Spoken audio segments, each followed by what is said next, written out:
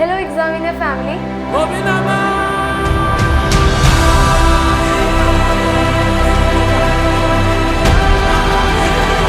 അപ്പോൾ നമ്മുടെ ഗൗരി കുട്ടിക്ക് +1 റിസൾട്ടിൽ 98.8% മാർക്ക് ഉണ്ടായിരുന്നു.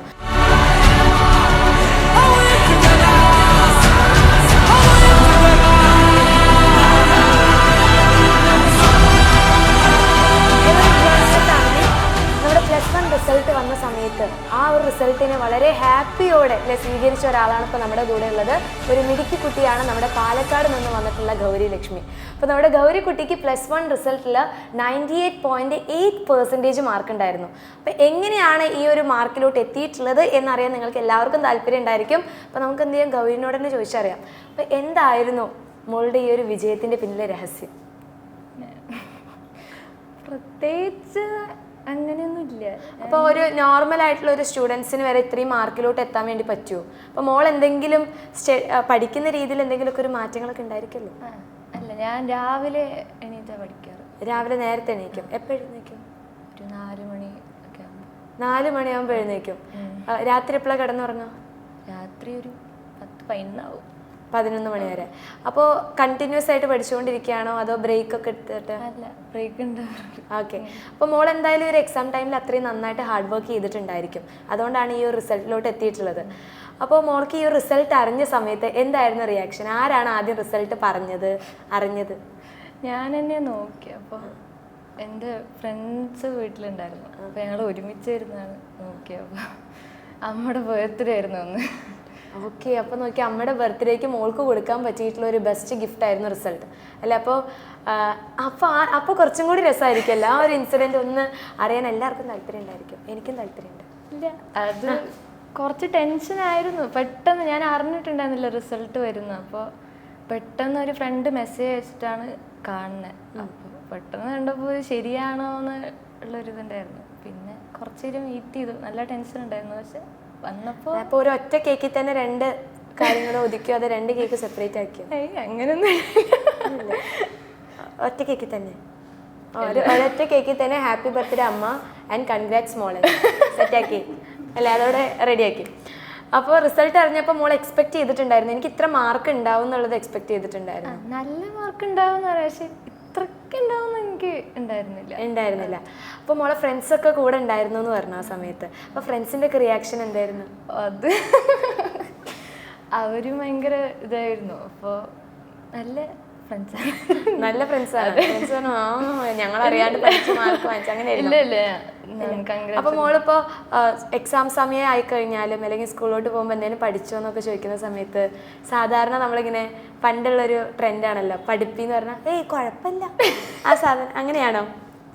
ആ ഒരു ട്രെൻഡിലോട്ട് പോയിട്ടുള്ള ഒരു പഠിപ്പ് തന്നെയാണ് അല്ലേ? അതായത് ഇത് പഠിച്ചു കഴിയുമ്പോൾ എനിക്കൊരു ഇതുണ്ടായി, ഇത് പഠിച്ചു എന്നൊരു തോന്നില്ല എനിക്ക്. അഥവാ ഞാൻ പഠിച്ചു എന്ന് പറഞ്ഞാൽ എനിക്ക് അതിൽ മാർക്ക് കിട്ടിയില്ലെങ്കിൽ ഇനി എക്സാമിന് ഇങ്ങനെ ആവുമില്ല, അങ്ങനെയൊക്കെ ഒരു ഇത്.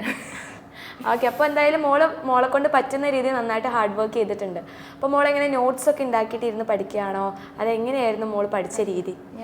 എനിക്ക് കലോത്സവം ഉണ്ടായിരുന്നു. അപ്പോൾ അധികം സമയം അങ്ങനെ കിട്ടിയിട്ടുണ്ടായിരുന്നില്ല. ക്ലാസ് കുറേ മിസ്സായി ഉണ്ടായിരുന്നു. പിന്നെ ഇവിടെ ക്ലാസ് കണ്ടിട്ടാണ് ബാക്കിയൊക്കെ പഠിച്ചത്. അപ്പോൾ ലാസ്റ്റ് ഇരുന്ന് ആദ്യമേ കുറച്ച് പഠിച്ചിട്ടുണ്ടായി, ഒരുവിധം അറിയായിരുന്നു. പിന്നെ ലാസ്റ്റ് ഇരുന്ന് പഠിച്ചു. അപ്പോൾ മോള് ക്ലാസ്സിലായി കഴിഞ്ഞാൽ ഈ ഒരു സ്റ്റഡി മാത്രമല്ലാതെ മോള് കലോത്സവത്തിലൊക്കെ ഉള്ള ഒരു കുട്ടിയാണ്. അപ്പോൾ ഈ കുറേ പെൻഡിങ് ഉണ്ടായിരിക്കുമല്ലോ.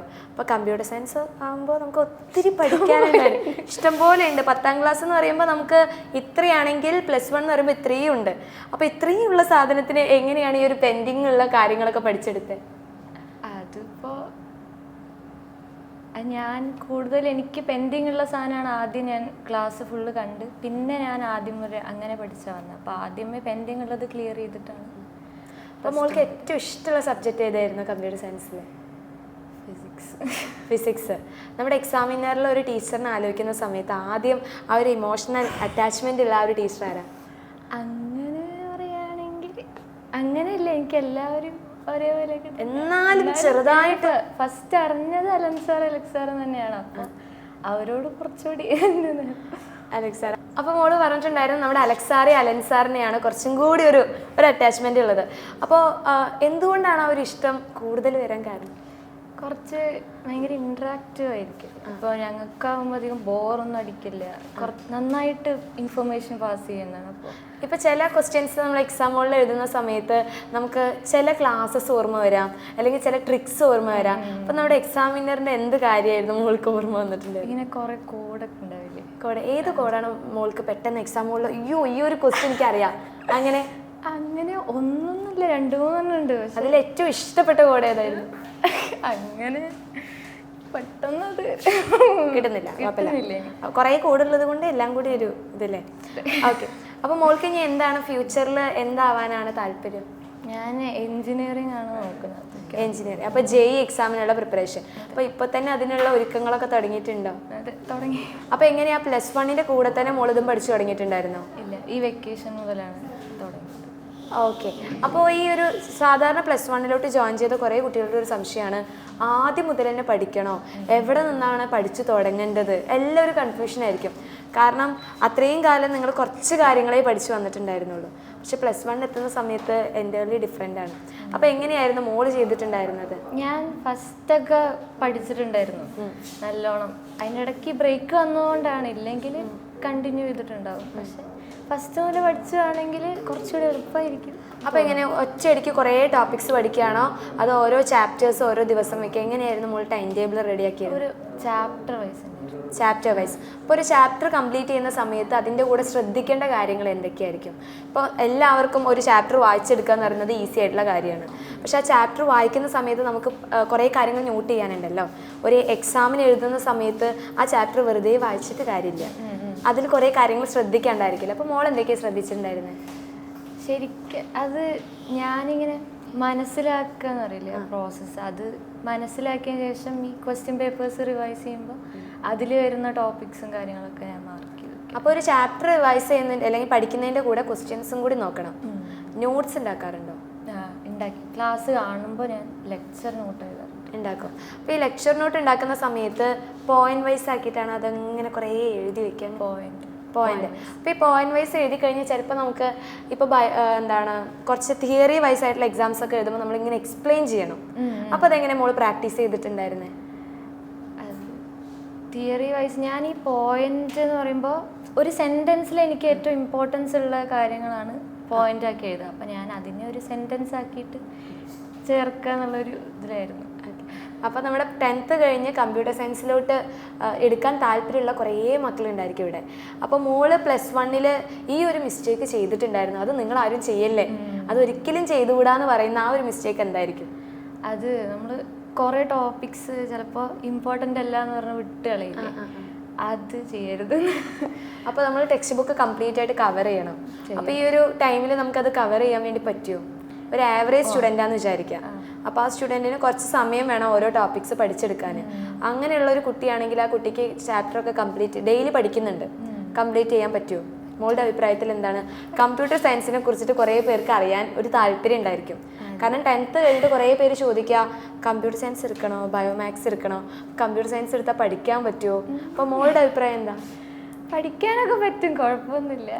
ഒരു ആവറേജ് സ്റ്റുഡൻറ്റ് എന്തൊക്കെ കാര്യങ്ങൾ ശ്രദ്ധിച്ചാൽ മതി ഈ ഒരു സ്ട്രീമിലോട്ട് വരുന്ന സമയത്ത്? അത് ഫസ്റ്റ് ഇപ്പോൾ കമ്പ്യൂട്ടർ സയൻസ് പുതിയൊരു സബ്ജക്റ്റ് ആയതുകൊണ്ട് നമ്മളൊന്ന് പ്രീ ജഡ്ജ് ചെയ്യില്ലേ, ഇപ്പോൾ ഇതിങ്ങനെ ആയിരിക്കില്ലേ, അങ്ങനെ ഒരു ഇതിൽ ഇരിക്കരുത് എന്നൊരു, അതായത് നമുക്ക് കുറച്ച് ടഫായിട്ട് തോന്നും, പക്ഷെ അതിനോട് യൂസ്ഡ് ആകുമ്പോൾ കുറച്ചുകൂടി ഇതാവും. അപ്പോൾ ആദ്യമേ ആരും പേടി വെക്കണ്ടെന്നൊരു.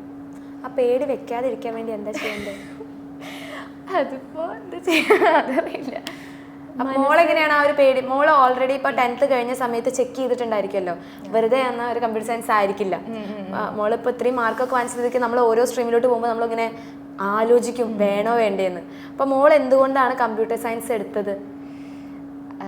എൻ്റെ കാരണം അതെന്താണെന്ന് വെച്ചാൽ എനിക്ക് ബയോളജി, ഞാൻ അങ്ങനത്തെ ഫീൽഡിലോട്ട് പോകാൻ താല്പര്യമില്ല, അതുകൊണ്ടാണ് ഞാൻ കമ്പ്യൂട്ടർ സയൻസ് എടുത്തത്. പക്ഷേ കമ്പ്യൂട്ടർ സയൻസിൽ നോക്കിയ സമയത്ത് ആദ്യം എനിക്കും പേടിയുണ്ടായിരുന്നു, അത് ഫുൾ പ്രോഗ്രാം വേണം അങ്ങനെ ഒരു ഇതുണ്ടായിരുന്നു. പക്ഷെ പഠിച്ചു വരുമ്പോഴാണ് മനസ്സിലാവുന്നത് അത് കുറച്ച് സിമ്പിൾ തന്നെയാണ്, ശ്രമിച്ചാൽ പറ്റും എന്നുള്ളത്. അപ്പോൾ എന്തായാലും ചെയ്യേണ്ട കാര്യം എന്ന് പറഞ്ഞാൽ ശ്രമിക്കുക. അതിപ്പോൾ ആദ്യം മുതൽ ടൈം ടേബിൾ ഒന്നും ഇല്ലെങ്കിലും ആ ഒരു കോൺസെപ്റ്റ് മനസ്സിലാക്കി പഠിച്ചു കഴിഞ്ഞാൽ ഒരു ആവറേജ് സ്റ്റുഡൻ്റ് ആയി കഴിഞ്ഞാൽ നല്ല മാർക്ക് സ്കോർ ചെയ്യാൻ വേണ്ടി പറ്റും. അപ്പോൾ മോളുടെ ഏറ്റവും വലിയൊരു ആഗ്രഹമാണ് JEE എക്സാം എഴുതണം എന്നുള്ളത്. അപ്പോൾ മോൾ ആഗ്രഹിച്ച പോലെ തന്നെ +2 ഒരു ഇൻ്റർവ്യൂ ഉണ്ടായിരിക്കും. അതായത് 3 മാർക്ക് വാങ്ങിച്ചു കഴിഞ്ഞാൽ +2 മാർക്ക് വാങ്ങണമല്ലോ അല്ലേ? അപ്പോൾ അതെന്തായാലും വാങ്ങുമല്ലോ. ടെക്സ്റ്റ് ബുക്കൊക്കെ കണ്ടിട്ടുണ്ടായോ +2ൻ്റെ? എങ്ങനെയുണ്ട്? കുഴപ്പമില്ല, നല്ലതാണോ? അല്ലേ? പഠിച്ചെടുക്കാം. +1 പഠിച്ചല്ലോ, +2 എന്തായാലും സെറ്റാക്കാം. അപ്പോൾ +2 ഒക്കെ അടിപൊളിയായിട്ട് പഠിച്ച് നല്ല മാർക്ക് സ്കോർ ചെയ്യുക. മോൾ ആഗ്രഹിച്ച പോലെ തന്നെ JEE എക്സാം ഫസ്റ്റ് അറ്റംപ്റ്റിൽ തന്നെ ക്ലിയർ ചെയ്യുക. ഓക്കെ, അപ്പോൾ നല്ലൊരു എഞ്ചിനീയർ ആയിട്ട് വീണ്ടും വരിക. ഓക്കെ, അപ്പോൾ കൺഗ്രാറ്റ്സ്.